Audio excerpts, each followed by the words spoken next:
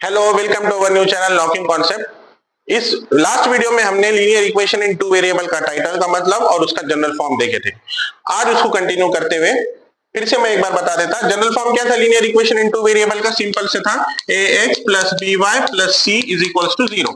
ये general form था linear equation का, जिसमें a और b कोएफिशिएंट थे x और y के। x और y दोनों वेरिएबल है, c कांस्टेंट है, इक्वल टू 0। ये जनरल सी बात थी।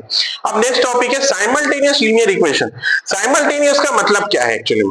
साइमल्टेनियस मतलब एट अ टाइम। साइमल्टेनियस का सिंपल मीनिंग है एट अ टाइम। अब मान लो दो इक्वेशन हमारे पास एट अ टाइम दे दिया उसने। मैंने पिछले वीडियो में आपको बताया था एक इक्वेशन एक लाइन रिप्रेजेंट करेंगे। अब यहां पर दो इक्वेशन दिख रहे हैं आपको, तो दो लाइन रिप्रेजेंट करेंगे। वो सिर्फ सफिक्स ऐड करें हमने a1x plus b1y plus c is equal to 0, a2x plus b2y plus c is equal to 0। ये सिर्फ हमने नंबरिंग दे दिए, दो इक्वेशन बन गए। दो इक्वेशन है मतलब अब दो लाइन ग्राफ पे रिप्रेजेंट होंगे।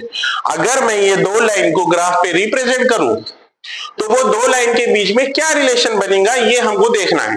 फॉर एग्जाम्पल मान लो दो लाइन एक पॉइंट पे इंटरसेक्ट हो रहे, मान लो ए पॉइंट पे दो लाइन ए पॉइंट पे इंटरसेक्ट हो रहे। ये हम कब बोल सकते हैं अगर दो लाइन पॉइंट पे इंटरसेक्ट हो रहे? हम इक्वेशन को देखकर बता सकते हैं कि लाइन इंटरसेक्ट हो रहे या नहीं हो रहे। वो कैसा? सपोज मान लो a1x प्लस दो इक्वेशन है, मैंने a1 लिया x का पहले इक्वेशन का अपॉन a2 लिया x का दूसरे इक्वेशन का a1 अपॉन a2, b1 लिया y का पहले इक्वेशन का, b2 लिया y का सेकंड इक्वेशन का, b1 अपॉन b2। अगर ये कंडीशन परसिस्ट करती a1 upon a2 is not equal to b1 upon b2, तो हम बोलेंगे कि वो जो दो लाइन से वो इंटरसेक्ट हो रहे सिंगल पॉइंट पे। दो लाइन इंटरसेक्ट हो रहे सिंगल पॉइंट पे कब? ये जब कंडीशन परसिस्ट करती। इसका मतलब ये हुआ हम इक्वेशंस देख के बता सकते हैं कि वो दो लाइन के बीच में क्या रिलेशन है। इंटरसेक्टिंग एट वन पॉइंट, दोनों का रिलेशन देख लिए। केस वन, केस टू में अगर हम देखें दो लाइन पैरेलल हो सकते हो। अब पैरेलल होने के लिए कंडीशन है, जैसे कि फिर से लिखता मैं a1x plus b1y plus c1 is equals to 0, a2x plus b2y plus c2 is equals to 0। ये दो इक्वेशन लिख दिया मैंने। फिर से मैंने अगर लिया कोएफिशिएंट और कोएफिशिएंट का ratio a1 upon a2 is equals to b1 upon b2 is not equal to c1 upon c2। अगर ये कंडीशन परसिस्ट कर रही, वैल्यूज हमको लेके इस पे पुट करना है ये रिलेशन में, और ये कंडीशन अगर परसिस्ट कर रही तो हम देखकर बता सकते हैं कि वो जो दो लाइन है वो दोनों लाइन पैरेलल है। केस 2 हो गया। केस 3 में आ जाओ। अगर से कोएफिशिएंट का रेशियो इक्वल है कांस्टेंट के साथ, a1 upon a2 is equals to b1 upon b2 is equals to c1 upon c2, अगर ये कंडीशन है तो हम बोलेंगे वो दोनों लाइन कोइंसिडेंट है, एक के ऊपर एक है, कोइंसिडेंट, कंटिन्यूअसली टच करते जा रहे एक दूसरे को। अब मेन मुद्दे की बात ये है,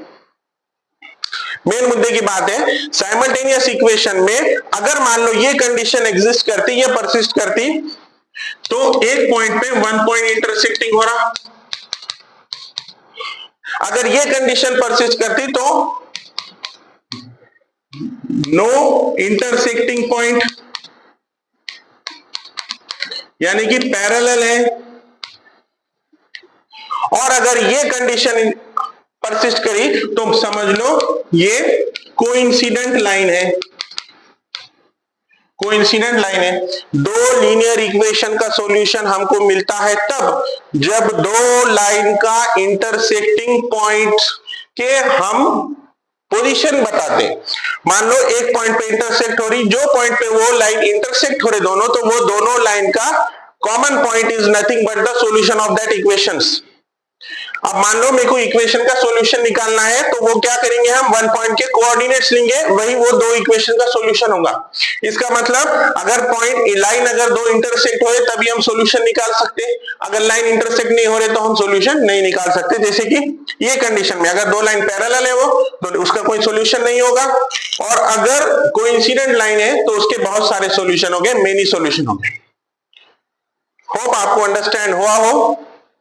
लाइक कीजिए, शेयर कीजिए, सब्सक्राइब कीजिए। Thank you.